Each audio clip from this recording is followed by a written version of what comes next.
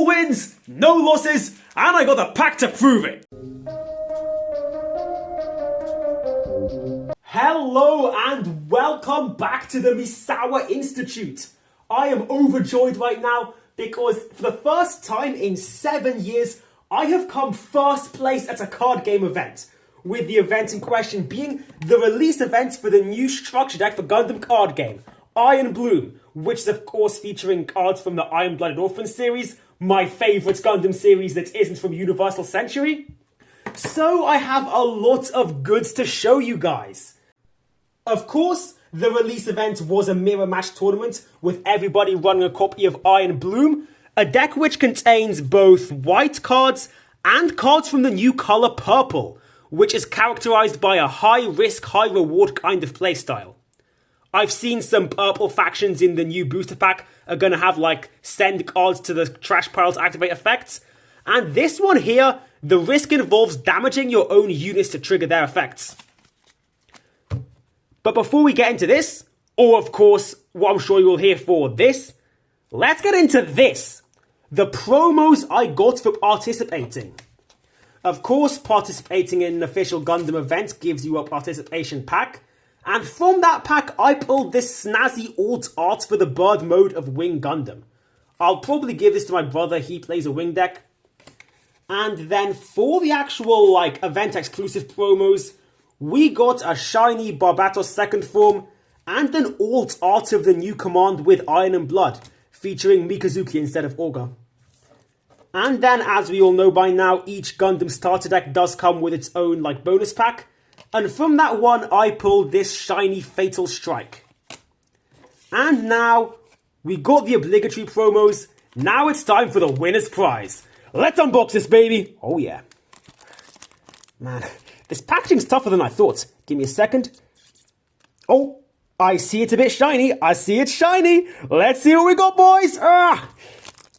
Well, we got to remind to train arms more, that's for sure. Okay, it is. Yo! No way! No way! This is epic! Wow! Well, I just got even more happy right now because, whoa, this is such a beautiful card. And it's one of my favourite characters too.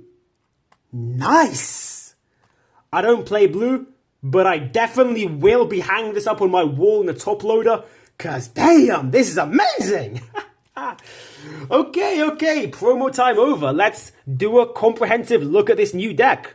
Of course, it comes with the starters, the EX base, the EX resource, and your 10 regular resources, and no tokens this time. I think this is the first starter deck to not have tokens, just because none of the effects spawn any. And now on to the shinies. 2 copies of Gundam Barbatos 4th form, the ace of the deck. This guy brings a new ability to this game, Suppression, where if he attacks the shields, it's not 1 shield that dies, it's 2. Now this thing is absolutely devious if you get it going. But of course, to get this overpowered ability, you have to be damaged first, so that's the trade-off. The other shiny is McGillis's Schwalbe Greys. Yeah, for this starter deck, they're going for cards from the first season of Iron-Blooded Orphans. I'm assuming we'll see the second season stuff in a later set. But yeah, Schwalbe Greys. It's a blocker and it can reduce AP. Very lovely stuff. This tournament was actually my first time playing blockers because, my old deck was a Xeon deck, it didn't have any. But now we have this, and I've noticed all these Gjallarhorn blockers, they do tie into Iron Bloom's high risk, high reward playstyle, because they've got high attack, so if you block with this, the thing's guaranteed to be dead, but the health is piddly. So if your opponent's clever and does some direct damage shenanigans, they could quite easily shatter your defenses. But still, a very solid card for a very solid character. More Gundams over here we got. Barbatos second form. Lovely low 2 cost over here. Very easy to spam.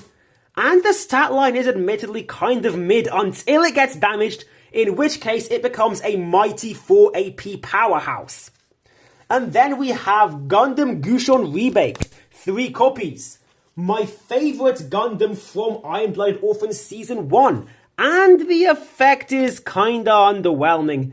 It rests stuff when it gets destroyed, but the stat line is decent, and of course it is my favourite Gundam from IBO Season 1, so yeah, I am happy with this one. I do believe we are getting a stronger Gushon in the pack, so let's hope to get that. And now, 4 copies of the CGS Mobile Worker. This card I have tons of good memories with already, because when I saw it for the first time, I thought, damn, 0 attack points? This thing's garbage. But, of course, it ended up being the card to win me the tournament, because you can just pair it with a pilot to get it some attack points, which is what I did for it to attack my opponent in the final round of the tournament. And its ability is to essentially rest it to damage a unit and give it +1 AP. So it's a very easy way to trigger the whole, like, this effect activates if you're damaged sort of shenanigans. And at first I was like, we don't need this. There's other ways to damage. Barbatos 4th form literally damages when it's summoned. But I'm too used to Yu-Gi-Oh! Where everything's searchable. Gundam decks are a lot less consistent, so the more the merrier is a massive part of this strategy. Other low-cost units we have 3 copies of the Greys and 4 copies of the Greys Custom. Super happy with this because, of course, it's more aggro rush stuff. I'm a very Unga Bunga player. I do just love swarming the field and attacking quite a bit. And with their 2 health, you can, of course, use these a lot with, like, this one for more support. And, of course, this plus any flavor of Greys is an EX base destroyed. Oh, oops, we actually get 4 Gushon remakes. Let's just redo that segment real quick. 4 copies of Gushon remake. Cool mech underwhelming effect. You did not see anything in the earlier part of the video. Now on some more Greys, we get 4 copies of the Greys Commander type. Another spammable 2 cost, and another blocker with high attack but low health. And interestingly enough, it's got the Gjallarhorn trait as its link, so you can use these for some more aggro pushing. The last mech we have available is 3 copies of the Hyakuren. No effect, no useful keywords, but a 4/3 stat for only 2 cost and 3 levels at that is beyond amazing. The power creep's beginning to set in a bit with these vanilla units, but I am loving it, and purple definitely seems like a strong contender for best color. Onto our pilots. Of course, it can't be an Iron-Blooded Orphans deck without 4 copies of Mikazuki August. And when he's paired, he pings one of your units for 1 and pings an enemy unit for 1. So once again, high risk, high reward, and just trashing your opponent while linking up your Barbatoses. Is that the plural? Oh, who cares? But anyway, more Tekkadan pilots, 3 copies of Akihiro Altland, Space Guts himself. And of course, his ability is when he's linked and his unit destroys something, you can rescue one of your smaller Tekkadan units from the trash pile, which is very fitting for this absolute Chad who always cared for Tekkadan's younger members. Next up, McGillis Farid, the most misunderstood character in the series. How does he fare as a card? Very well, in fact. Good stat line, and of course when he's paired and you've got a bunch of other units in play, you can rest. Close enough. Welcome back, Amuro. On to our commands. 2 copies of With Iron and Blood.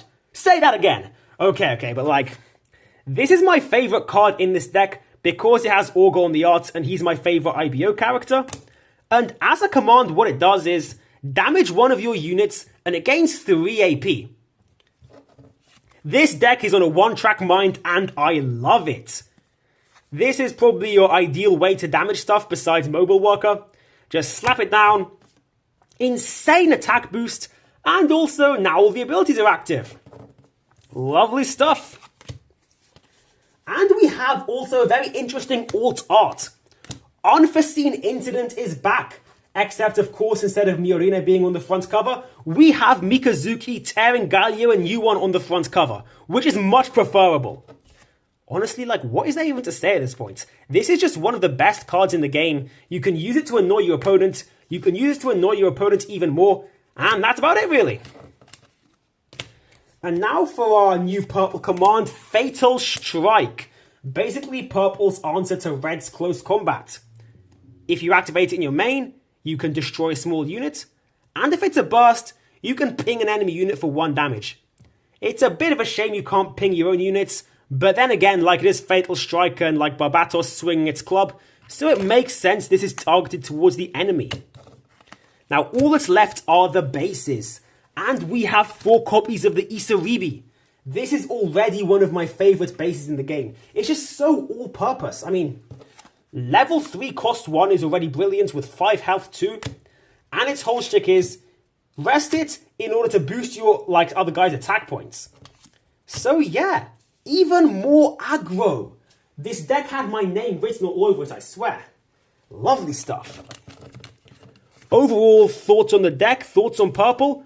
I do highly recommend picking this one up. Once again, it is super risky.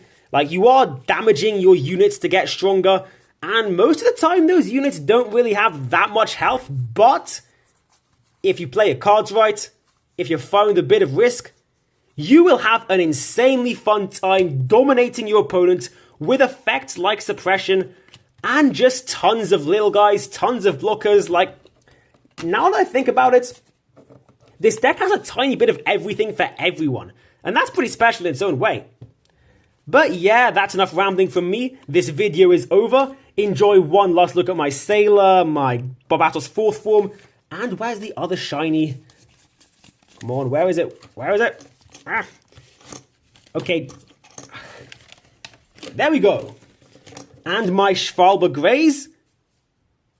Lovely cards right here. I'm so blessed. But yeah, that's been the video. Hope you enjoyed it. Please leave a like and subscribe, and I'll see you all next time. Bye!